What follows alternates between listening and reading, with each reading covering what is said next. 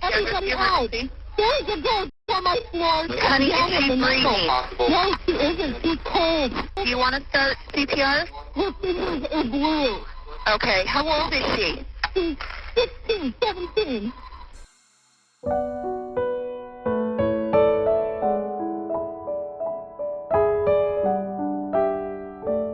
嗨，大家好吗？欢迎收听黑天鹅。今天要给大家讲的这起案件发生的时间早于上一起段建成的案子快10年，两者之间却有着惊人的相似处。他们都从一通惶恐的报案电话开始，警方在抽丝剥茧后所得到的真相同样令人发指。此案处在28年华的受害者是2位凶手自己的好同学、好朋友，而他们却以最残忍、最荒谬的理由夺走了他的性命。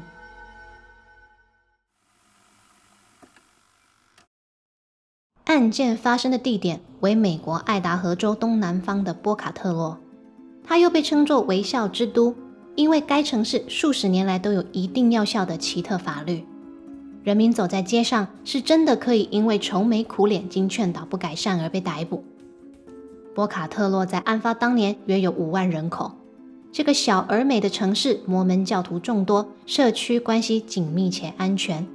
它群山环绕的地理位置带动多样的户外休闲活动，因此非常受观光客的喜爱。但2006年，这件骇人听闻的凶案无情袭击了这个城市。范闲和受害者皆未成年的身份，让所有人既心惊又心碎。那么那一年到底发生了什么？2位少年是为何要谋害他们自己的同班同学呢？让我们从2006年的9月22号说起。2006年9月22号礼拜五，16岁的 Cassie Jo Stoddard 下课后，坐着妈妈的车到了亲戚家，准备在那里度过周末。因为亲戚一家3口去旅行前，特别请托了可靠的侄女来帮忙看家，顺便帮忙照顾家里的2只狗狗跟猫咪。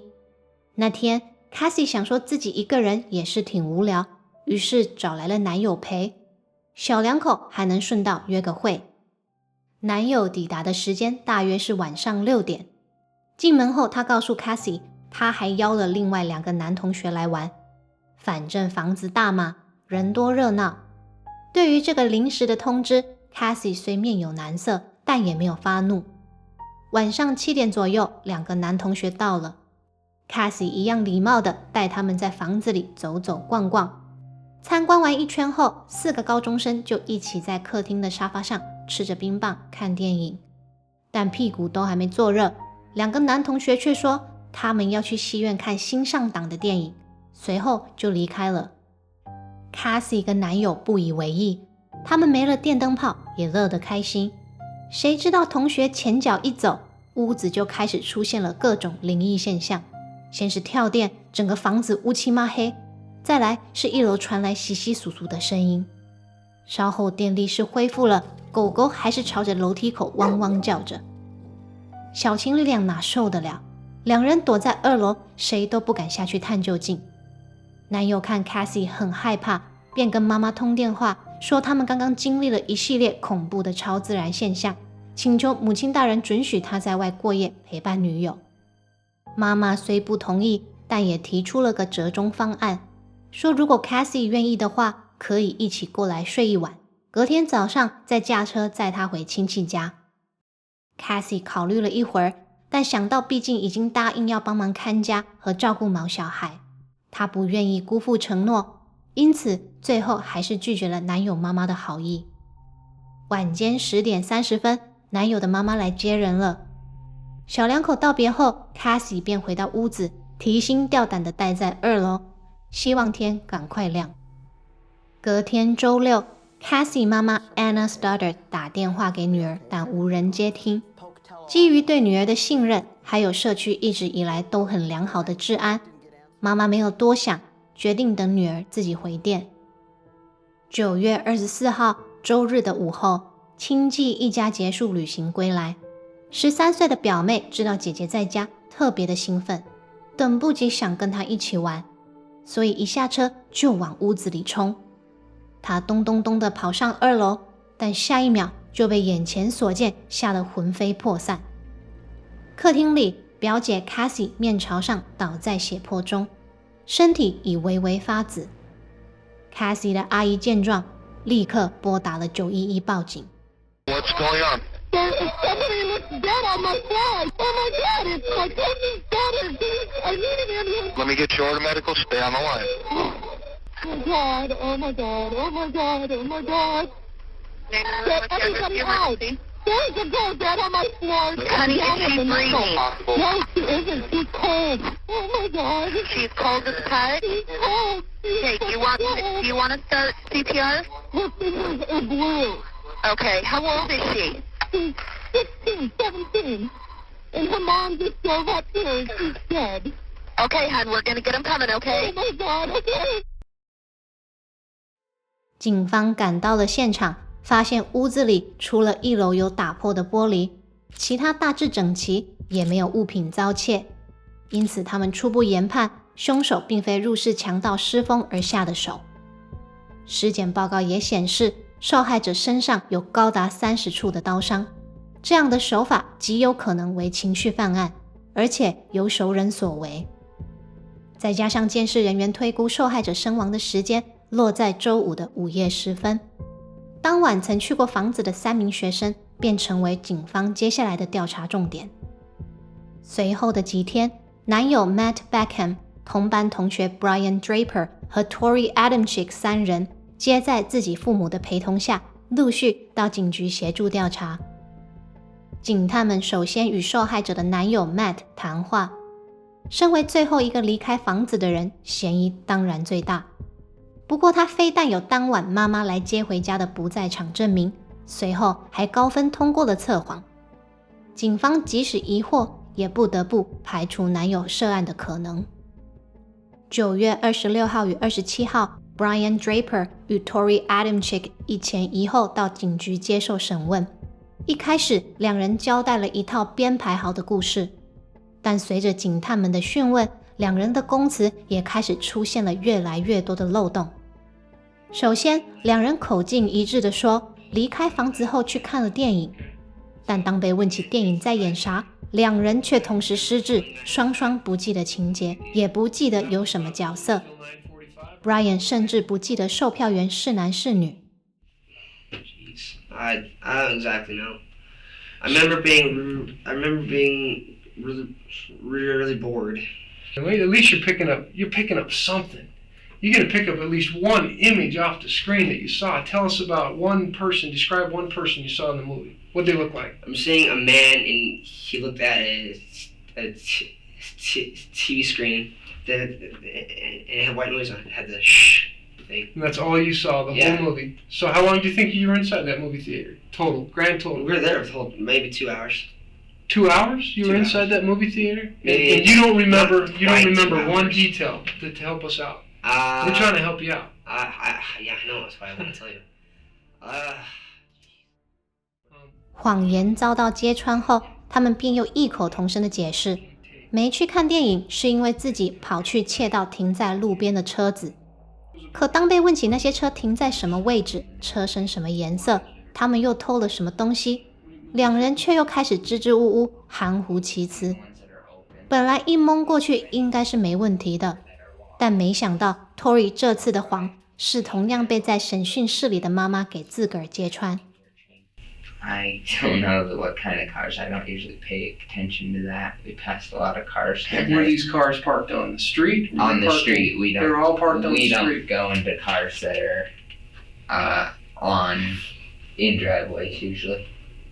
I can't remember what kind it was though. Did you get any other items? No. That you have? We don't. I don't CDs, really still. tapes? Yes, I have a CD case. We just took one out of a car? Yeah, I have a CD case. Was that from that night? Oh yeah, I can't remember. That was from another night. That wasn't from that night. Oh, okay. I better remember There's because a they're getting it down. There's a CD case that I said, whose CD case is this? You said it's And you David's. said it's Brian's No, he said or David's. David's. When was that? So that is a stolen CD case? Yes. We better start thinking about where you got it. I don't think it was because I think we've had it it's been sitting downstairs in our family room. 两个少年就这么以谎圆谎，把自己的坟墓越挖越深。到最后真的骗不下去了， Brian 终于松口，坦诚罪行确实是他和 Tori 两人一起犯下，也引领警方去到弃置凶器的地点。在那里，警探们寻获了刀刃、面具、烧得破破烂烂的笔记，还有一卷半毁损的录像带。而当他们带着这些物证回头质问 Tori 的时候，他立即要求雇用律师，终止了审讯。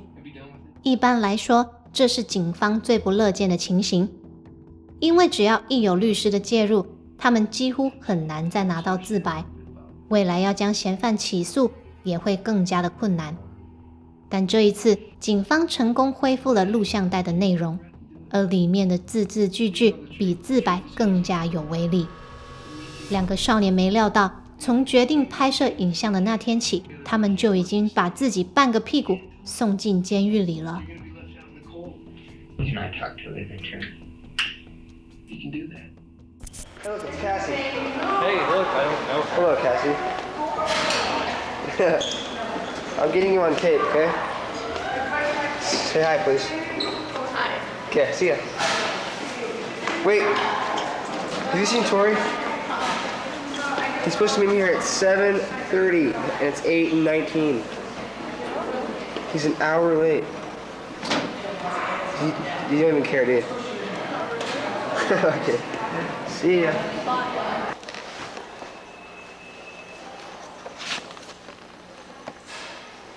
September 22nd, 2006. We're skipping our 4th hour. We're writing our plan right now for tonight. It's gonna be cool. My dad was. We're actually tonight. I'm telling Cassie's family, but GIB number 1. We have to stick with the plan. 跟受害者同班的 Brian 跟 Tori 这两个人，一直以来在学校都很安静内向，特别是上高中前才刚搬到这座城市的 Brian， 因为讲话会口疾，从小就被同学嘲笑到大。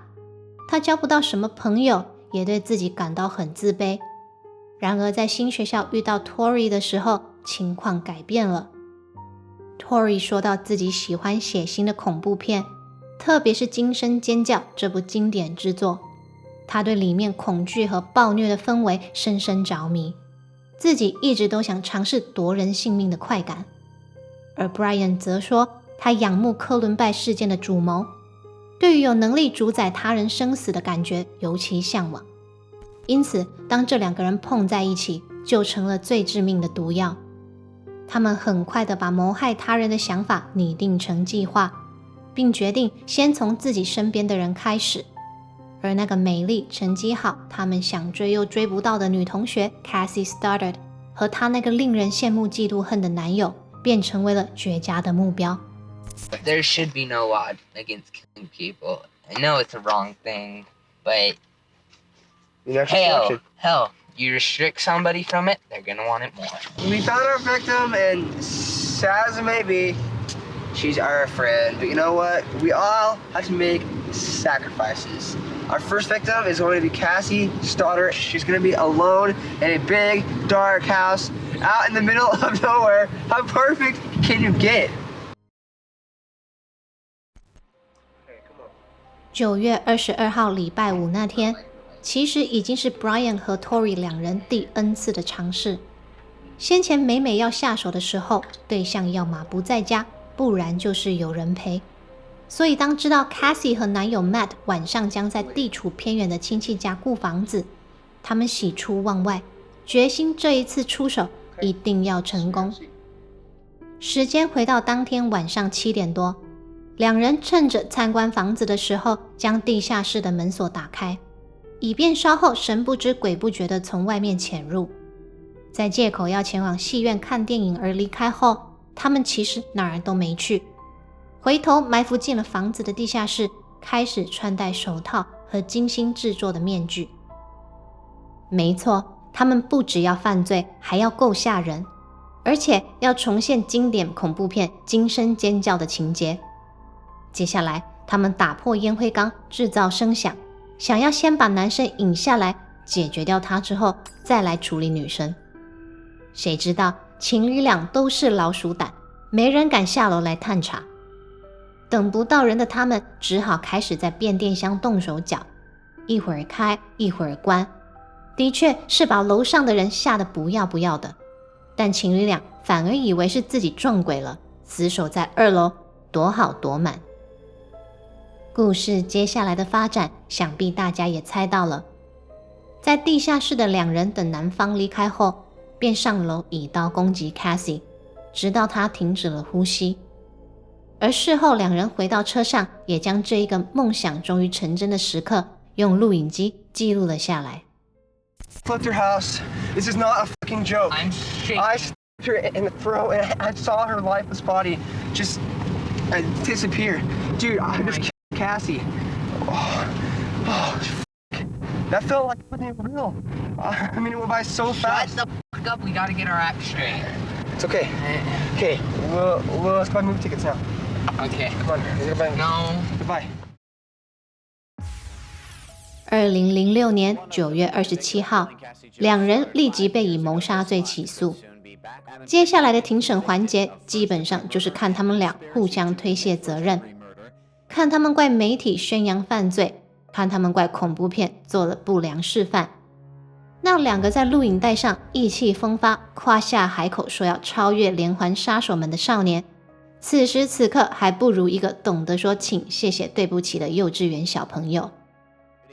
隔年的4月与6月 ，Brian Draper 和 Tori Adamczyk 皆被判处强制性无期徒刑，而因共谋再外加30年有期徒刑，终身不得假释。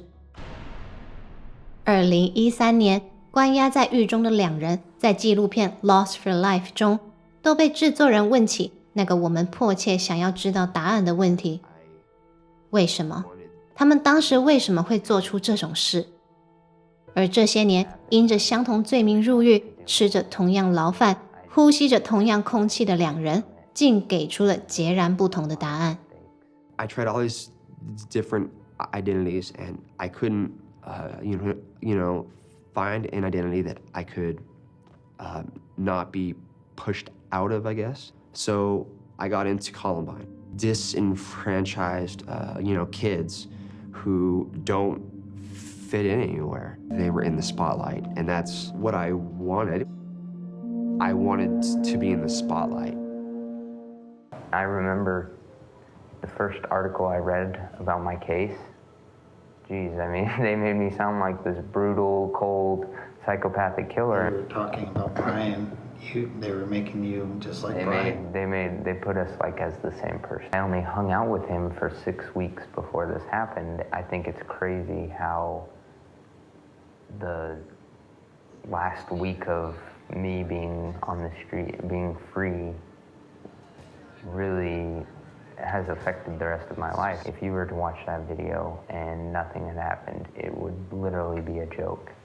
Tori's a good kid. Tori's just a kind person, and we're still a family. He's still every bit as much a part of our family as before. 与前一起断剑成案的兄弟相比，这2个少年都在常规的教育环境学习，家庭背景也都非常的富足，非常的有爱。Tori 的父母亲甚至是爱他爱到离谱，至今仍觉得他好无辜。要不是年少轻狂交到 Brian 这个坏朋友，宝贝乖儿子才不会落得这个田地。Tori 的妈妈甚至在2013年出了书为儿子喊冤，书名取作 The Guilty Innocent， 翻译起来是有罪的清白之人。这位阿姨在书中控诉儿子的审判过程有种种的不公，有层层的内幕，也批评儿子的法律团队经验不足，导致输掉了官司。而我们也不难从中看出他的观念对儿子造成了多大的影响。Tori 这个孩子没能悔过，因为他从不觉得自己有罪。20 kills. That's a lot of kills. That's a lot. Now I'm 21 and I think how stupid I was at 16, and I just think how I feel like I'm paying for somebody else's mistakes at this point. 针对青少年暴力的现象，心理学家 Dr. James Garbarino 在访问过数百名少年犯后得出的结论是，认同感对于青少年的心理状态有着极高的分量。为了追求关注而扭曲的思想形态，让他们相信只要能得到名气，承担犯罪的代价也无妨，因为再怎么样也比一辈子默默无名来得好。至于媒体描述犯罪或电玩电影暴力的画面是否会影响青少年的心理健康，他表示那些内容对部分的人的确会造成危险，但这个关系到个体自身的健康条件和环境因素，不一定只会有一个致因。He just didn't want us to know how much pain he was in. That's the thing that kept us up at night the most for the longest amount of time, is trying to remember something that we missed. When I think about our relationship and how strong of a relationship we had with Brian and how good of a relationship we had with Brian, if you walked into our house back then, we were normal. And why we didn't recognize that we had such a problem. Brian 跟 Tori 两人现年32岁，至今已经在监狱服刑了16年，但未来或许有一天他们会有机会假释出狱，因为在2012年，美国的最高法院已经裁定，判处18岁以下青少年终身监禁不得假释的刑期是违宪的，而且4年后的2016年更加注该条款应溯及既往。案发当年才16岁的 Brian 跟 Tori 两人，恰好就属于这个法条的范畴。2010年开始，两人的律师都不断的在为他们上诉，尤其是 Tori， 他不停的上诉，只是也一直被驳回。最近的一次就在今年2022年的2月份，但在1个月后的3月24号，法院再次将他的上诉驳回。我猜只要可以，他们两人将会继续努力争取机会假释，争取一个能重新做人的机会。可是被他们所害的女孩 Cassie Studdard 和连带被此案打碎的家庭已经再也回不来了。Cassie 的表妹在案发后因为创伤症候群陷入了忧郁，曾尝试轻生。Cassie 的阿姨也因为抑郁丢了工作，光是庞大的医疗费用就快压垮已经七七八八的家。而 Cassie 的妈妈在今年4月因癌症病逝，享年57岁。所以就算受害者家属他们能够原谅，失去的已经换不回来，破镜也无法重圆。愿悲剧不要重演，愿逝者安息，愿现在 Cassie 和妈妈在彩虹的彼端已开心的相聚。此案后续如果有其他的更新，频道也会发布消息告诉大家。这一期的节目到这边就结束了，如果你有什么想法，也欢迎在频道的下方留言，跟大家一起讨论。我们下期节目见，拜拜。